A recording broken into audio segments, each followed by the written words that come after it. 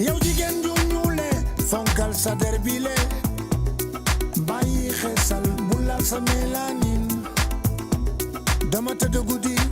xoolaat nit ku ñuul moo taaru bàyyil xeesal gëmmal sa ñuulaay. mi internet yéen a ngi waat ci fréquence bu baax bi muy www.dakarbuzz.net yéen a ngi am aussi ci seen YouTube bi di Dakar Buzz TV falaa leen di nuyoo di leen dalal jàmm fi nga xam ne moom mooy studio Sankara ma ñëw seet si ki nga xamante ne ni moom mooy suma papa suma xarit ndaanaan kullu fadilin Sénégal yëpp xam ko damay wax carrière am bi mu commencé ba léegi fly na dem fu nekk ba tey jii mu ngi daanu si fi nga xamante ne nii moom mooy naturel di nekk single am bu nga xam ne moom la mujjee jënne donc moom ngeen di gis ci écran bi nii Père Idrissa Diop naturel moom lañ dalal tey ci Dakar Buzz Père ma bàyyi la nga nuyu ak ñi ñuy seetaan ñëpp. mais di vraiment kontaan di kontaan ni ngeen fi teewee tey.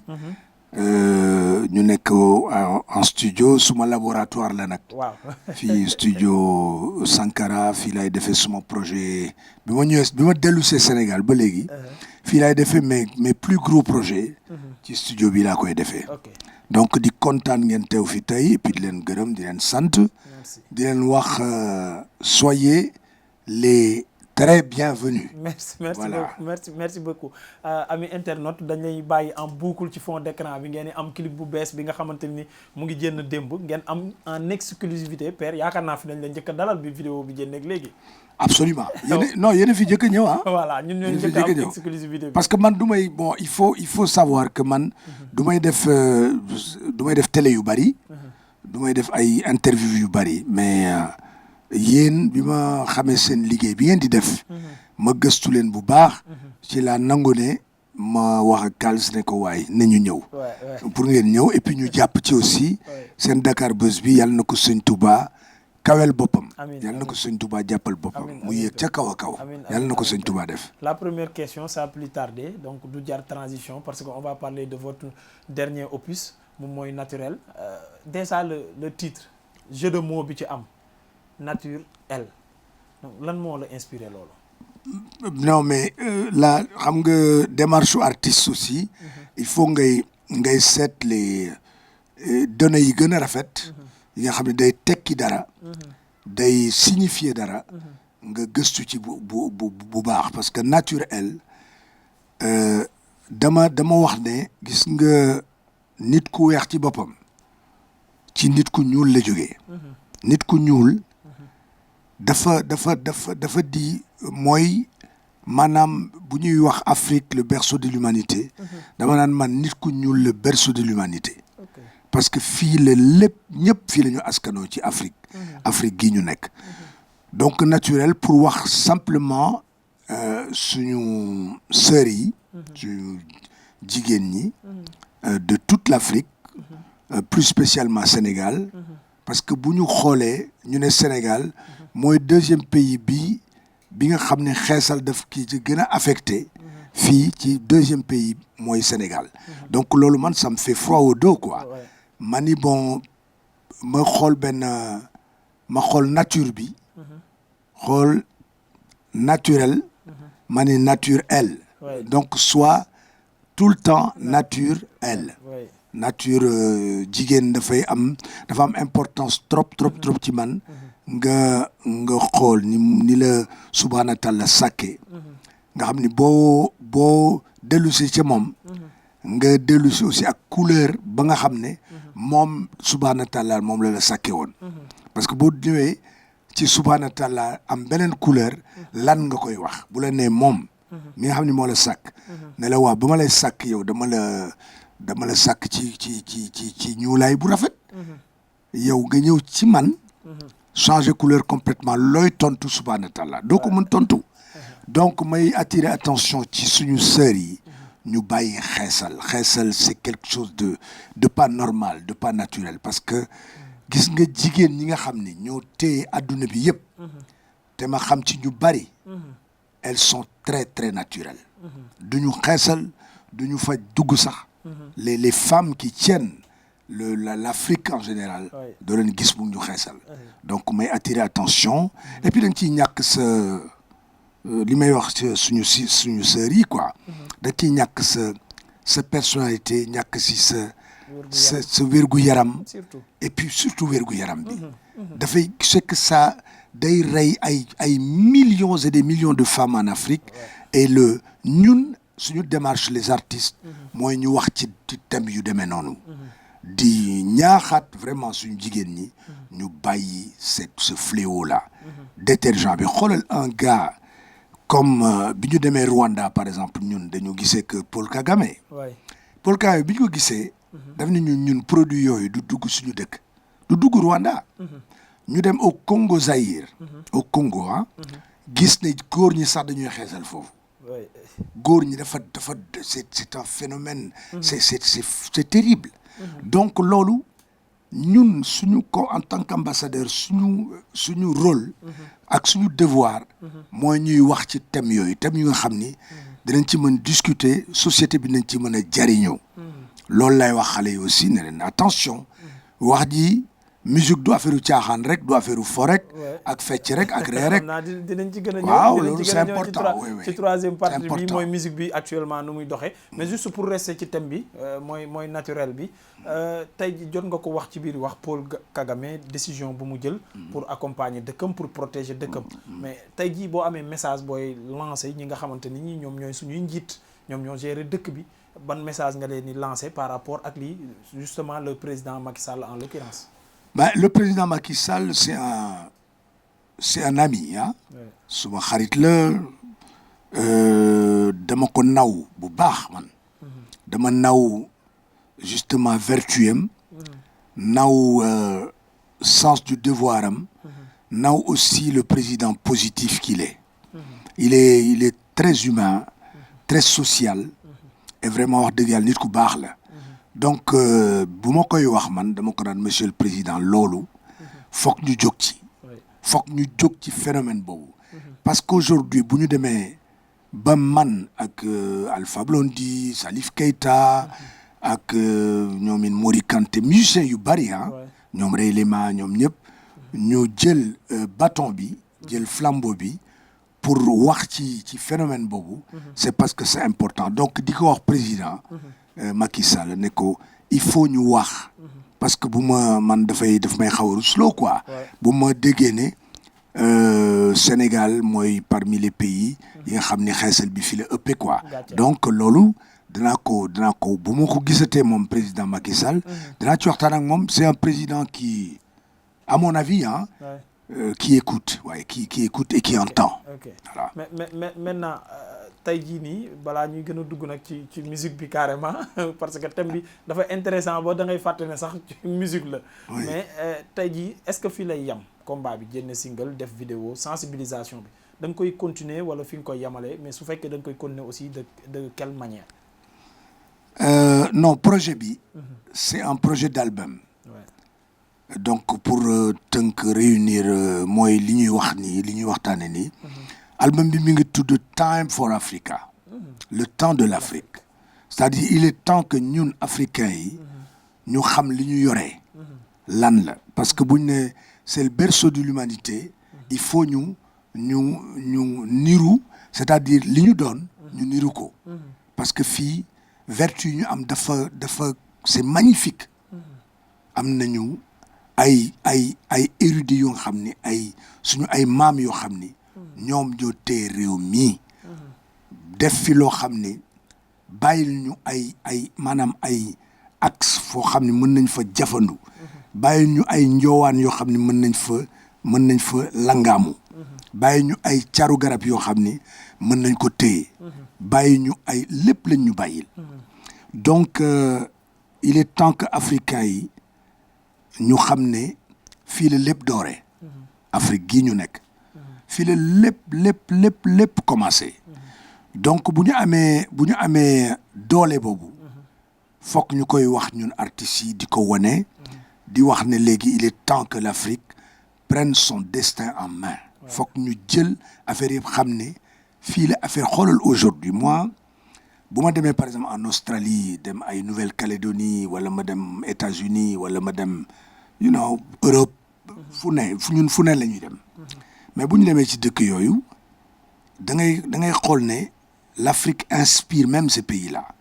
Afrique da leen di inspiré boo nee africain nga dañ lay laaj tout de suite ils sont intéressés dañ lay laaj yu bari fan ban continent nga ñu génnee carte bi ngeen leen ñun Sénégal mooy fii mooy cat boobu noonu mel ni kii foofu la ñu laaj la foofu yan kii ngeen am et tout ça donc Afrique fi mu ne porteur d'espoir la parce que l'Afrique mooy lépp ñëpp adduna bi yëpp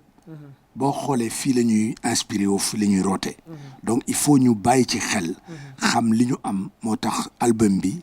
ñu ngi koy togg depuis 3 ans et demi on rentre dans la 4e année là muy Time for Africa le temps de l'Afrique l'éveil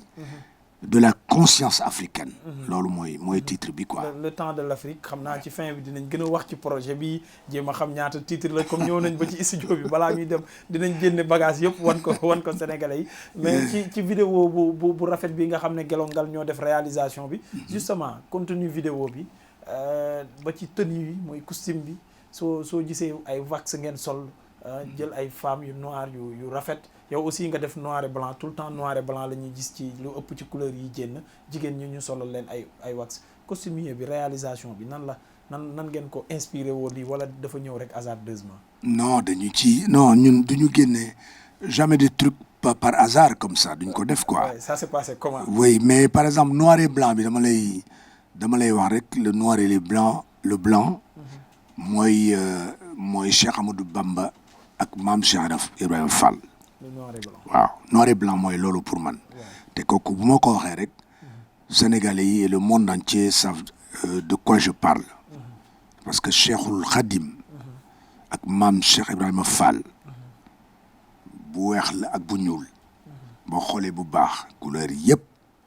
weex la ak ñuul waaw c'est important spirituellement ñu bàyyi ci xel moo tax man noir et blanc bu ma koy sol daf may rappeler tout le temps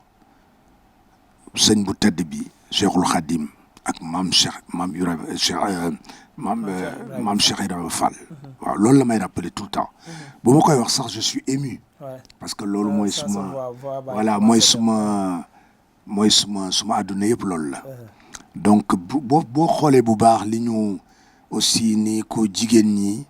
ak góor ñi même ni ñu solo et tout ça dama bind ci benn phrase ci way bi ne leen soyez fiers de ce que vous êtes jigéenu Sénégal il faut que vous soyez fiers de ce que vous êtes moo tax jigéen ñëpp amul ku fay xeesal ak yooyu am na nag ñu xees am na ñu xeereer am na ñu kii parce que voilà nga xees naturellement c'est très bien nga xeereer naturellement c'est très bien mais li bon kay mooy nga ñuul ba pare ne par force da ngay xees loolu mooy thème naturel donc on a fait la vidéo avec les gars de Gelongal effectivement ñu conceptualiser ko def ko benn affaire boo xam ni voilà mu ngoog daal dañu bëgg a ramener simplement la conscience africaine aux femmes africaines quoi surtout c'est très important pour ñun voilà. Ouais, vidéo bi c'est extraordinaire c'est merci magnifique. Félicitations jërëjëf aussi les amis on félicite ci réalisation clip bi rafet na trop non yi ngi ciy cité aussi choix la boo porté wala da nga am ay relation ñoom dégg naa ci Adja Ombilico dégg naa ci Ngoné Ndoye su ma juumul c'est Ngoné Ndoye de Rufisque oui bien sûr c'est Ngoné Ndoye oui. Ah honorable le ministre maa ngi lay nuyu bu baax a baax sama xarit la ko ne Ngoné Ndoye aussi ki nga xam ne mooy Soda Mama donc jégg nañ nga tudd leen da nga am ak ñoom relation wala da nga xool lu ñuy monument lu ñuy représenté par exemple Ngoné Ndoye à Rufisque lu mu fay représenté Soda Mama boobu ba léegi culture xam nañ lu mu ci taxawaay boobu xaar mbay ma jaaga donc noo yooyu lan moo leen indi ci woy bi li ko indi mooy gis nga boo xoolee Adja Ombilico ak Adama Paris ak Soxna Anta Mbow ak ñoom Soda Mama ak ñoom Xaar Mbay ma jaaga Adama Paris ak ñoom ñëpp boo xoolee ba ak ñeneen ñoom Ngoné Ndoye ñooñu mais duñu xeesal boo c'est pas par hasard la leen choisir comme ça xam nga boo xoolee bu baax mooy soxna sa sëñ Modou Kara muy soxna Dieng Mbacké ba ma ko xamee yàgg na lool dama ko wax ci way wi mais mosuma ko gis mu xeesal elle a toujours gardé son teint comme tel donc ñooñu dañ di ñi ma tudd ñëpp ay référence lañu et référence su et fierté wu Afrique lañu moo tax ma wax ci ñoom muy Soxna Dieng Mbacké di Adja Umbeliko di Soda Mama di Xaar Mbay Ma Jaaga di Adama Paris di Anta Mbow di ñooñu ñëpp c'est magnifique mosuma leen gis ñu xeesal et elles sont restées telles qu'elles sont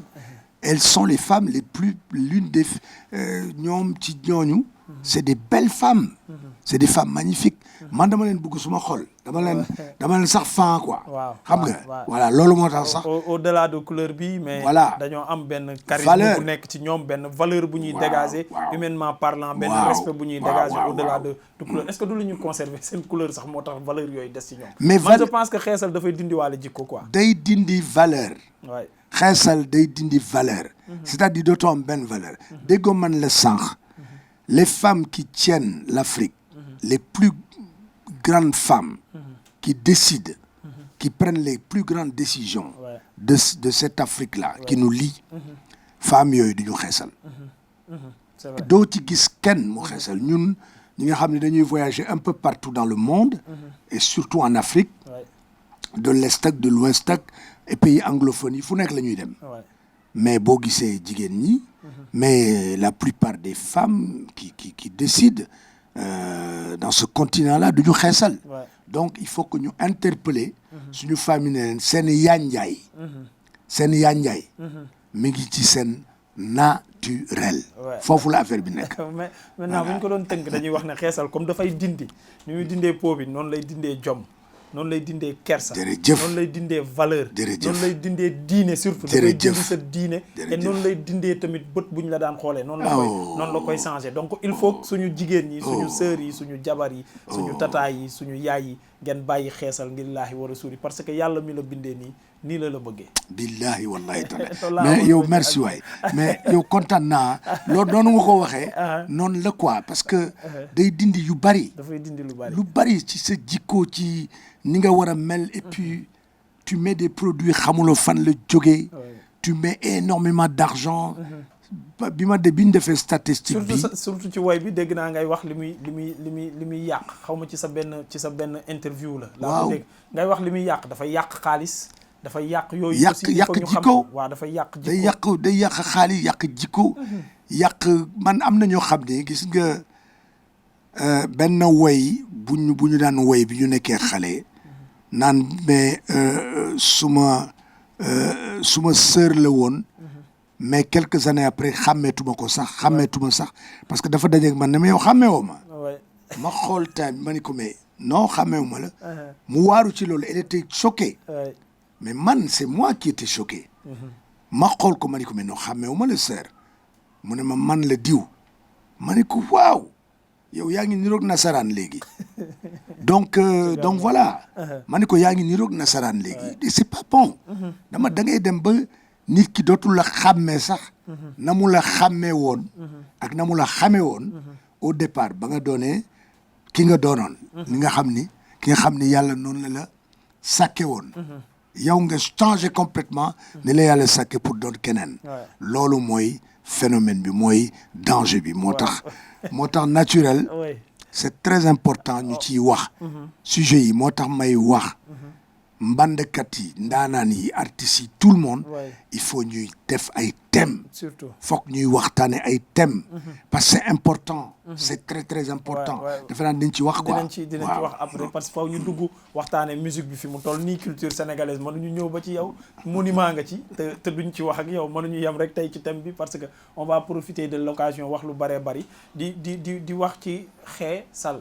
xam nga le mot comme jeu de mots bi nga def naturel xeex sal la parce que c'est sale il faut que ñu xeex ko xeex sale la moo bi fa la jógee moom moo indi tey xeesal parce que bu ñuy def benn affaire ñoom suñu yaay yi ñu baal ma du ñu xam exactement lan la parce que historique moo bi faw ñu xam ne xeex sale la woon parce que olof mooy dem di wàññi ba tuddee ko xeesal donc il faut que ñu comprendre moo bi xam ne lu salte la ñu ko doon xeex tey nag ñu dem ba mu xaw a propagé wu mais nag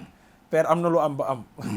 ñoom dañ ñu koy jiiñ nee nañ ñun góor ñi lañ parce que ñoom bëgg ñoo bégal wala bëgg ñu jonge wala ñun souvent lu xees rek la ñuy choisir loo ci tontu loolu. jànq ñi loolu la ñuy wax non man gëwuma loolu. du góor ñi. góor ñi amuñu ci benn faute non dañ bàyyi wax jooju wax yu naka lay góor mën a choisir yow góor yi fii ñun suñu yaay yi nekkoon nit ñu ñuul ak suñu baay yi fii jur ñu nekk nit ñu ñuul jur suñu sœur yi ñu nekk ay jigéen ñu ñuul ba ni ñu màggee am ay doom yu ñuul kuk nga naan non quand une femme est belle elle est belle dans son naturel ci état naturel boobu noonu la yànjee mais buñ ko jiiñ góor ñi naan waaye góor ñi ñoo bëgg jigéen bu xees mais jigéen yu xees yaa ngi fi góor ñooñu bu ñu bëggee takk mën nañu gis jigéen ñu xees ñi wala jigéen bu xeereer wala jigéen bu xees pecc am na fi y en a plein mais bu ñu demee ba takk kay yow dañ la takk nga ñuul kuk bul changer couleur ne change pas de couleur surtout bul changer dara ci yow maintenant que dire nag suñu téléfilm yi yenn artistes yi seen vidéo parce que influence la si aussi parce que li ñuy gis ci téléfilm yi beaucoup de filles pensent que ne loolu mooy réalité bi mooy suñuy def casting jigéen ñi ñuy jël mooy ñu xees ñi wala ñu xeesal ñi ci vidéo clip yi vidéo girl yi ñuy jël yëpp la plupart du temps mooy ñu xees ba weex pecc influence boobu aussi yéen am ngeen ci part de responsabilité vous les acteurs culturels oui je pense que part de responsabilité bi mooy waxtaan rek man par exemple je suis le parrain de Adama Paris parrain là pour Adama Paris depuis 17 ans man maay parrain bi Adama Paris Fashion Week boobu man maay parrain bi depuis 17 ans mosul jël femme buy xeesal ba mu commencé di def ay ces casting là Adama Paris parce que dañ ci d'accordoon maak moom depuis très longtemps ma ni ko doo jël jamais femme buy xeesal mais xool comment c'est beau di temps bu ñuul kooku dafa rafet pourquoi ñu koy changer pourquoi au nom de quoi góor di la wax sax kooku tu dois da nga ko war a xeex sax góor di la wax naan la non man boo xeesul leeruloo machin et tout ça mais pourquoi mu gis la temps bi mu lay gis nga rafet mu choisir la yow temps boobu noonu waxu la dara mais au fil du temps rek mu ne la non man daal non góor ñi ils ont rien à voir ñun daal suñu engagement ñun ak suñu part de responsabilité mooy dire la vérité à notre peuple wax leen dëgg bi nag mooy tey wax dëgg yàlla di nga gis nga dëkk yu bari ñu ngi dénoncer loolu mon frère dëkk yu bari ay commission de l'UNESCO dinañ fi ñëw commission des Nations Unies dinañ fi ñëw parce que c'est un fléau qui coûte des milliards et des milliards de francs à des gens yu nga xam ne dañuy def seen produit fële lañ koy defee ci bitim réew lañ koy defee envoyé mais Afrique du mbalit Afrique du dépositoire du mbalit ñun aussi am nañu suñu fierté boo xam ni war nañu mën a jël suñu beurre de karité bi suñu maam yi di diwoo ñu diwoo ko on est bien avec ce que nous avons et puis c'est plus naturel et c'est plus normal pourquoi ñuy xaar que nasaraan yi wala des pays des multinationales ak yu kenn xamul di ñu imposer ñoom seen produit yooyu nañu nii lañ leen ko bëgg a jaayee parce que dañu bëgg ngeen mel nii xam nga donc il y a des gens qui vont venir ici pour def ay thématiques commencé nañ ko sax ci yenn télévision yi ñu ngi ciy commencé wax et tout mais dama bëgg ñu pousser thématique bi thématique gu xeesal bi ñu vraiment ñu def ko sujet de société ñu waxtaane ko que l'État prenne tout en main pour que ñu éradiquer fléau boobu xam nga et ça je lance un appel vraiment encore une fois au président Macky Sall mu bàyyi ci xel ñun en tout cas ñu ngi mener combat bi ci ni ñuy musique di ko wax et on aimerait bien que mu doon un sujet bu nga xam ne dañ koy waxtaane pour le bien-être de notre société parce que suñu société bi buñ ko bàyyee nii mais da ngay gis même ay des fois man je suis choqué da ngay gis ay tantu jàng ñu fay tudd yàlla subhanallah ñu ko fay tudd nga gis ay femmes yu muuru xeesal ba weex tàll sol seen lu toog ni ki mi ko dafa am xam nga non baaxul day dindi ñàkk kersa gi ñu doon wax wa rafetul yaa ngi comme ni ma ko doon waxee da ngay niroog nasaraan yaa ngi mais tu n'es pas belle comme ça rafetuloo mais c'est une conviction boobu la ñuy def seen bopp ne non bu ñu xeesee dañuy rafet alors que ñun bu ñu demee en Afrique un peu partout ñi gën a rafet mooy ñi gën a ñuul voilà c'est ça c'est vrai maintenant ñu def transition bi on va parler culture parce que jot nañ ko jund sànq ci musique sénégalaise nu muy doxee mais dans son ensemble tey suñ la doon wax nga analyser ko parce que yàgg nga ci te am nga ci sa mot à dire nan nga gisee musique bi actuellement non la musique Sénégal gars yi xale yi ñuy góorgóorlu mais sauf que dañuy je sais pas comment expliquer xam man nag du ma critiquer pour critiquer quoi je suis très très lucide hein mais dama foog ne xale yi aujourd'hui dañu yàkkamti ñu gis leen ci télévision yi dañu yàkkamti ñu gis leen ci internet bi dañu yàkkamti ñu gis leen ñu dégg leen ci rajo yi dañu yàkkamti ñu lire leen ci journaux yi et tout ça alors que li ma leen di wax depuis des années mooy gis nga pour être musicien nga yàgg ci ba pare tekki ci am ci dayo nga xam ni adduna bi yëpp dañ lay xam ngay def la musique tout le temps comme tu le sens boo ko sentir rek nga def ko te boo ko defee boo ko génnee rek ñëpp xam ne waaw am nga foo ko teg te loolu ñun ci race boobu la ñu bokk waaw mais xale yi 3P yooyu les 3P laa leen di rappeler tout le temps pour nga durer dans la musique c'est pas parce que da ngay def musique boo xam ni day marcher tey que musique boobu day marcher tout le temps mooy ki di mode di démodé mënuloo wax mode fii te à côté waxuloo démodé c'est impossible am na ay musique de mode yu nga xam ni xale yi dañ koy mbubboo tey mais musique yooyu fi nga xamee danger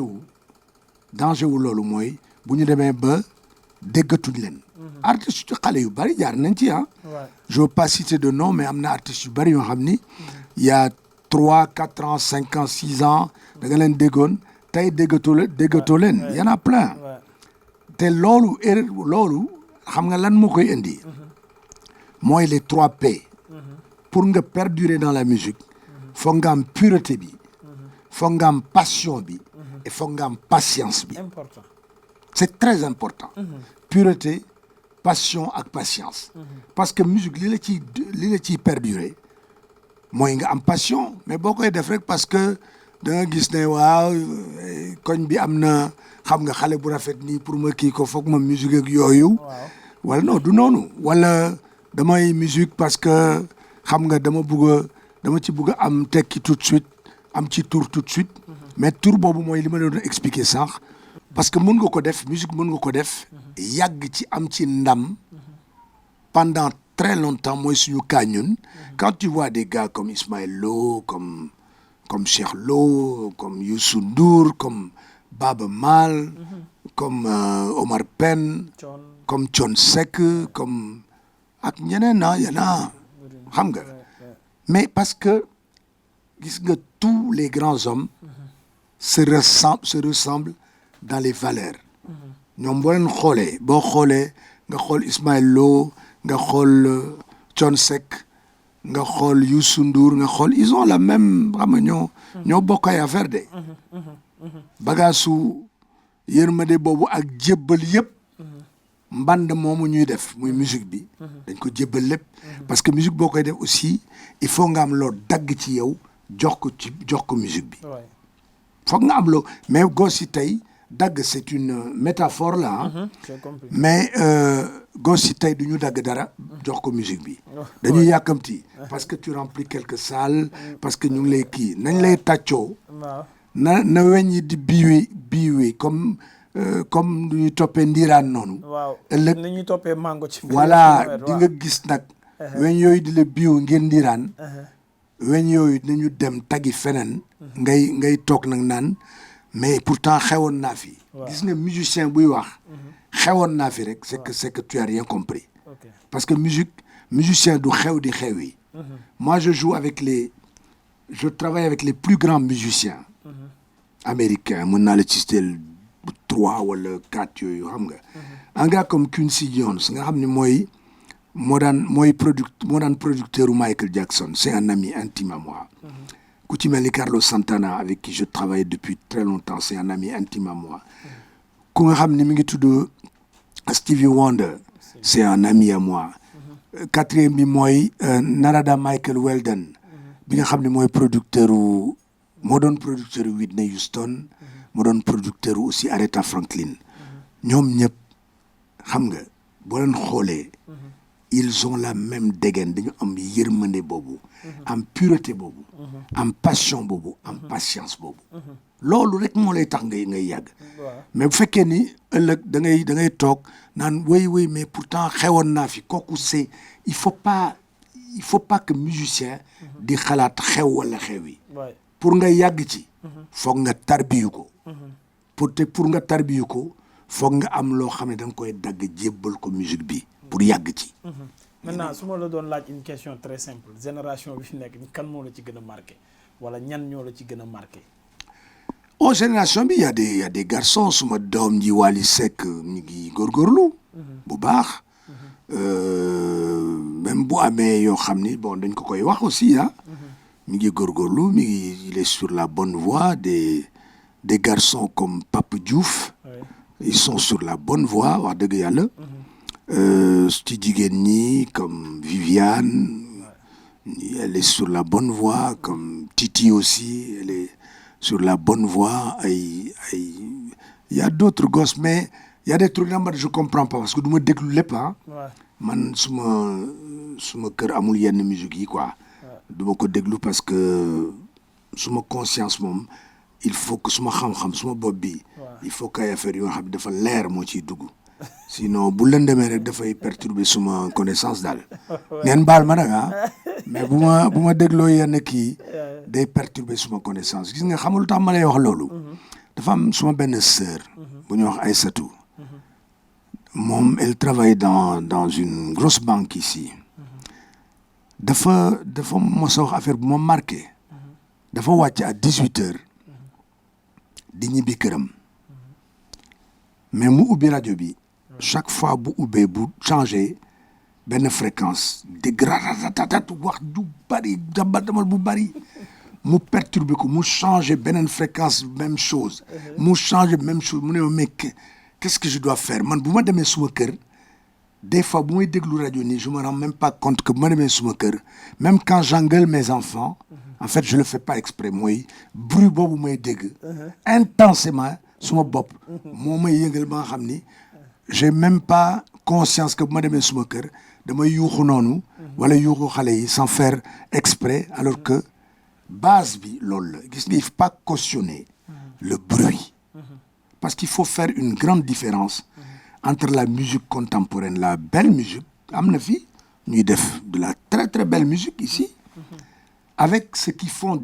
vraiment ce qu'on appelle li ñuy wooye le sabar musical là wala le bruit musical là am na ñoo xam ni boo dindee bruit boobu ci musique bi mais dara dootu fa des ci musique sénégalaise mais pourtant am na ñoo xam ni dañuy góorgóorlu nag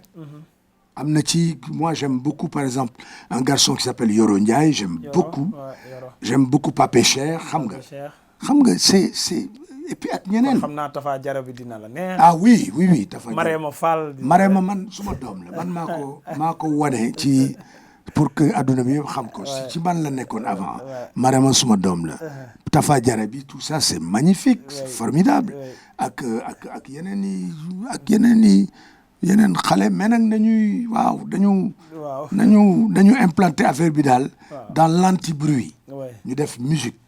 def ko tarbiyu ko def ko liggéey parce que du affaire caaxaan rek quoi justement et les animateurs dans tout ça parce que bi nga waxee exemple sa sœur bi bu zappé loolu c'est la faute aux animateurs parce que ñoom it am nañ ci seen part de responsabilité qu'en pense ñoom ci seen liggéey ak musique bi fi mu toll nii ñoom ban rôle lañ ci waaw mais animateurs yi pour man y a animateur et animateur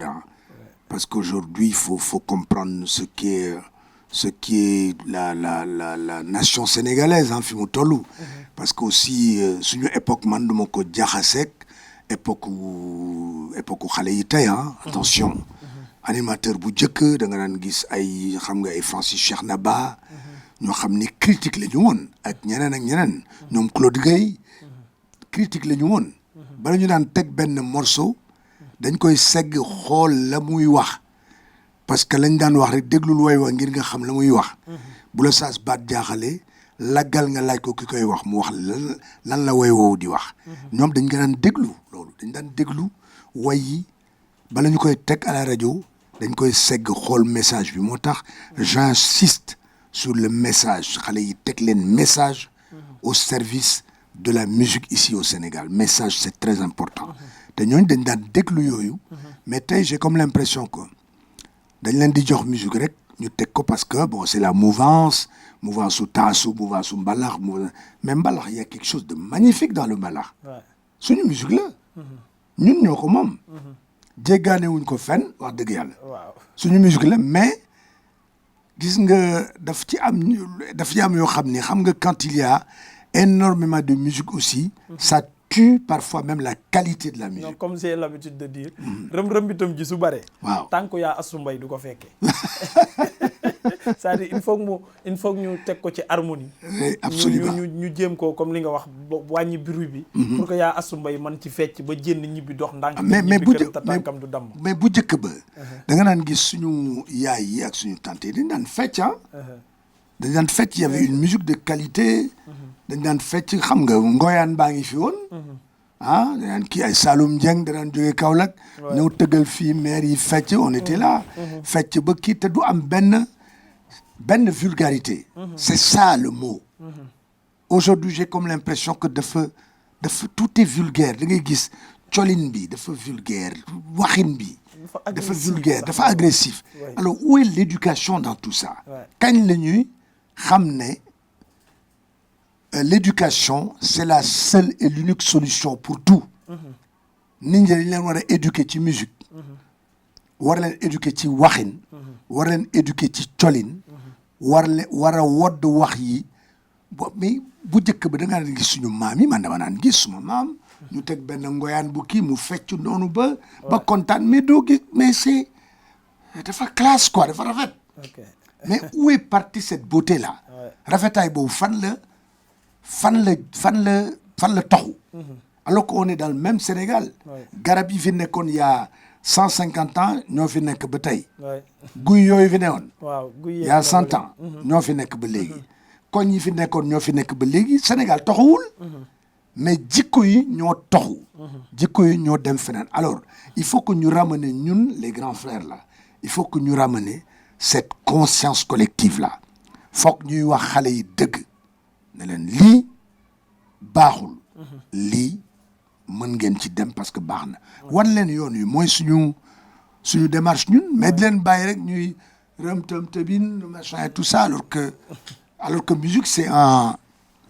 musique science exacte la quoi du affaire faux du affaire faux merci c'est clair je pense que message bi dugg na ci boppu artistes yi je vais rappeler aux téléspectateurs yi nga xam ne ñoo ñuy am via le web yéen a ngi si Dakar Buzz ci seen émission bi nga xamante ne nii moom mooy man ak moom donc ñu dalaloon suñu papa Idrissa Diop donc ci biir waxtaan bi tey dañuy dugg actualité bi dañ koy def nag pêle-mêle un peu mu xaw a gaaw diggante bi fi événement bu rëy boobu lay amee ndax xam nañ yow taalibe sëñ Touba bu rëy bi nga doon depuis Masalikul Jinaan bi borom mbégte mi comme niñ ko wooyee Serigne Mountakha yàlla fi yàgg te wér donc indi na mbégte mu bari ci réew mi jubóole na Ablaye Wade ak Macky Sall fexe na ñaan njekk ba Khalifa Sall ñu libéré ko donc yooyu yëpp suñ ko boolee mais aussi boo ma tontoo ci loolu dina am sànni xeer bu may indi ci sa président bi muy Macky Sall mais noo jàngatee loolu d'abord non njàngat bi mooy wax dëgg yàlla kooku je vais me concentrer pour face caméra pour wax ne contentement bi d'abord dama ci sant sëñ Mountakha Mbacké yàlla na ñu yàgg gunge mu yàgg fi lool te ànd ak wér bu wóor te wér yàlla na ko sëñ Touba sàmmal boppam parce que keroog bi Masalikul Jinaan ñu toog gis na mu demee ak na mu ko defee ak fa mu ko defee Macky Sall nga xool ñaari président yi le président actuel muy Macky Sall ak l'ancien président Abdoulaye Wade di sama xarit aussi ma ni ci Sëñ Touba parce que dañu am benn ci Jasaawul Secours lu ñu jàngaloon mi ñu nekkee xale en 74 le 5 avril 1974 man maa jëkk a nekk musicien bi jëkk a woy Sëñ Touba fii ci mim réew Sénégal fii c'était le 5 avril 1974 kon yàgg na lool. yàgg na trop. te jamono jooju dañ ñu waxoon jàngaloon ñu ci Jasaawul Secours Sëñ Touba keroog ba ko tubaab ya non ngir li mu fonk réew ak diine ba tax fu mu sekki jéego teg ñëpp toppale ko ku teg ngir tegle ñu dollu ci ne xëy na ko ki bésub talaata moom Sëñ Touba namm ca géej naan xatmata yan ba ñu yonoon xutbu ya ak labdaliya te antunoon ko moom Cheikhul Khadim moo ko fab raw gaaña te yan ba taxu ko woon a 10 ans xam nga mais moom rek la subhaana tàlla mayoon mu yanu woowu donc ma gis seen ñoom ñaar muy le président Macky Sall ak maître Abdoulaye Wade c'est magnifique kooku loolu la Sénégal soxla aujourd'hui bu ñu xoolee mën nañu bañ a d'accord mën nañu bañ a bokk parti mën nañu bañ a bokk boor politique mais lu rafet yàlla daf ko bëgg lu rafet dañ ko war a wax dañ ko war a encenser dañ ko war a tàccu bu baax a baax parce que loolu keroog bi ma xool ñaari kanamu maître Abdoulaye Wade ak nëkku Sëñ Muntaxa wane ne ko affaire bàyyi la de ak doom la de mu ne ko bàyyi la ak doom rek waaw mu ñoom it ñuy wéyee ndigal xam ne lii sëñ bi wax c'est très important et pour le bien-être de tout le Sénégal ñëpp rafetlu ko ñëpp kontaan ci loolu ma kontaan wax dëgg yàlla di remercier vraiment le président Macky Sall di ko wax jaajëf ci geste boobu nga def di féliciter aussi le président Abdoulaye Wade vraiment ci geste boobu mu def parce que c'est simplement magique pour le bien-être du Sénégal c'est dafa rafet daal. waaw maintenant léegi bokkoo ci gouvernement bi sañ nga wax ci 3e mandat bi. non mais man xaw ma sax luy 3e mandat man. xaw ma sax luy luy premier mandat ak 2e mandat yooyu yëpp. le président Macky Sall mu ngi ci 2e mandat bi. mais amul droit selon la constitution ak moom moo ko organisé woon que mënul demaat laaj beneen mandat ci toftal ko ci bii nii mu nekk donc 2 bi bu jeexee war na jeex. mais polémique gu 3e mandat dafa judd fan yi ba mu dàq ci ku mel ni Sori Kaba dàq na ci temps yi Moustapha Diakhaté son ministre conseiller parce que dañu wax ne par A ou par B mënul am 3e mandat mënu ko laal te moom moo ko waxoon mais fan yi débat boobu moo soulevé wu ku tudd loolu mu dàq la ci gouvernement bi yow ban xalaat nga ci am. est-ce que ñu mën a def comme Wade laaj 3e mandat pour indi fii beneen 23 juin wala beneen quelque chose comme ça. moi je pense que. comme ça xarit la lan nga yaakaar ne moo nekk ci bopp bi. je pense que constitution. moo ñu tey moo ñu tënk ñun ñëpp te moom je pense que moom ci boppam le président Macky Sall constitution aussi moo ko tënk non donc nañ bàyyi constitution bi mu décider loolu mu wax ci nan la ko xalaate moom constitution bi je pense que c'est beaucoup plus xam nga mooy li nga xam ne daal man sama xalaatu bopp. mooy li nga xam ne mooy. ñu defee ko aw yoon constitution bi voilà constitution daal. Sénégal lañ nekk am nañu constitution am nañu ay lois yu solide ay lois yu dëgër. je pense que wax ci sax nii. c'est une perte de temps d'énergie pour rien. nañu bàyyi constitution bi ba mu prononcé wu. après nag ñu xool daal lu ñuy def mais. pour man daal xaw ma dara ci constitution wax dëgg yàlla. même politique bi ñuy wax nii sax. xaw ma ci dara man daal ambassadeur de bonne volonté là. et de paix et de sérénité yàlla na Sénégal jëm ca kaw. nu mu gën a jëme ca kaw rek. man ma gën a kontaan Sénégalais yi gën a kontaan. justement ci cadre ambassadeur boobu nga wax léegi ci laa doon jëm si yow Alpha Blondy ki nga xam ne moom mooy suñu beneen papa bi Salif Keita ci côté Mali ngeen nekk Nations Unies lan moo fay seen rôle exactement ci rôle fonction yi ñu leen jox. non c'est-à-dire du fonction sax parce que boo xoolee bu baax man damay liggéey ci Empire des enfants nekk le parrain man depuis 17 ans parce que choix la bu ma def pour que qu'il y ait plus d'enfants dans les rues de Dakar du Sénégal du moins loolu bi ma demee UNESCO loolu la fay défendre bu ma demee ak suma xarit yi comme les gens des Nations Unies ici muy ñoom Issa ak yooyu loolu lay défendre bi ma génnee morceau bi nag naturel ñoo xam ni fléau la boo xam ni c'est tellement daf di loo xam ni dafa doy waar et ñu ne ma déggaguñu les artistes en tout cas ñu ciy waxtaan ci affaire u xeesal ci affaire yooyu dégguñu benn artiste yow la ñu mos gis et tout ça man leen déet am na yeneen artistes aussi yu ko fi mos way DJ Awadi par exemple way na ci femmes yi nga xam ne dañuy xeesal ak yooyu wax na ko ak yeneen artistes man dama ci tombé donc ñu ne ma nag dañu bëggoon nga porter vraiment ce combat là parce que c'est un combat qui les tient à cœur daf leen soxal lool donc ma accepté ko suma yeneen xarit musiciens yi aussi ñu ci bari du sax Alpha Blondy rek ak Salif Keita y en a plein parce que aussi Nations Unies dañu soxla ay porteurs de voix yu nga xam ne dañuy porter aussi ñoom seeni combat ba mu yéeg benn ni réew dañ ko soxla comme ñun nag xam nañu ci àdduna bi yëpp donc dañuy wax rek ñu jàppale leen dimbali leen jàppale leen ci loolu donc loolu la ñuy def suñu rôle mooy rek conscientiser l'Afrique tout entière pour que suñu femmes yi suñu jigéen ñi bàyyi xeesal c'est tout. Maintenant pour ñu jeexal vraiment ce fut un plaisir mais ci projet yi sànq jot nañ junj album bi depuis presque 4 ans yaa ngi ci nekk di liggéey. donc est-ce que mën nañ xam ñaata titre lay am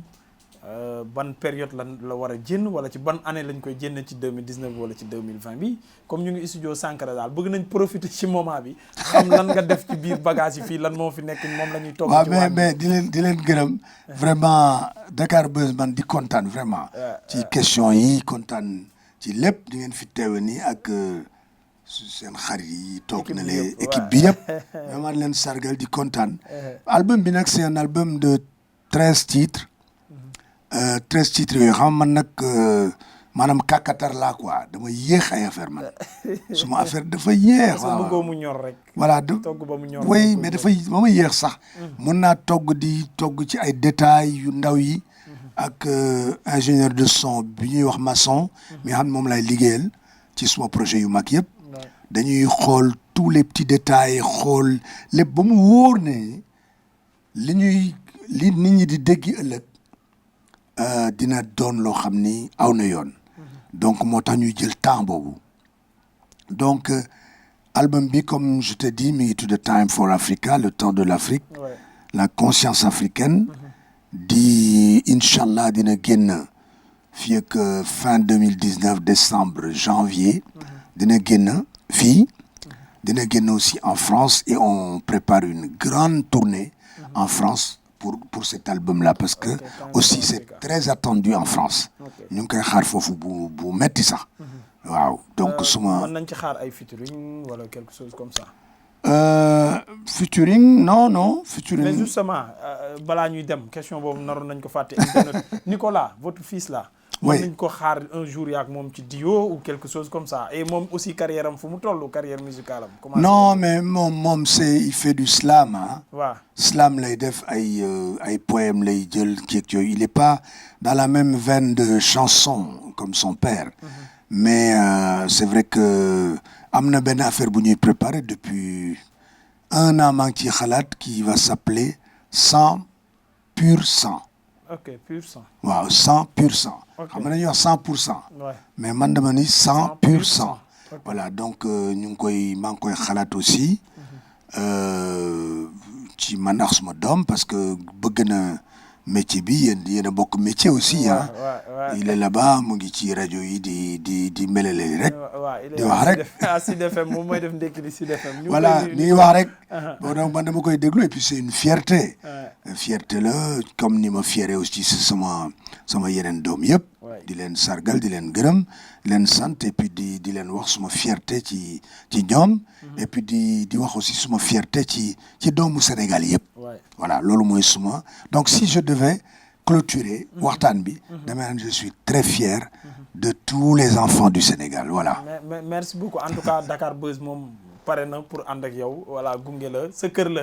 voilà sa kër la say doom ñoo fi nekk et tout ñun aussi ñu ngi lay remercier bu baax. ci dalal bi ñu dalal studio Sankara donc c'était man ak moom votre émission sur Dakar Buzz TV ak dakarbuzz.net ñu dalaloon ki nga xam ne comme ni ma ko waxee ci tijjantal bi carrière bi fly na dem fu nekk su ma ne fly yoon rek gars yi dinañ comprendre ne Père Idrissa Diop laa dalaloon tey ñu doon waxtaanee lu ëpp solo ci waxtaan bi mu nekkoon nature L donc di produit bi nga xam ne dafa jënd temps yi di def anti xeesal donc mu nekkoon seen serviteur Ahmed Ndoye àndoog ci caméra yi ki nga xam ne moom mooy Malick Ba ak Lamine Hamza moo ñu doon gunge donc sister réalisation moom mooy Yémé moom moo nekkoon ci réalisation bi doon ñu wan yoon wi donc merci beaucoup tout le monde on vous donne rendez-vous très bientôt sur Dakar Buzz restez connectés jaajëf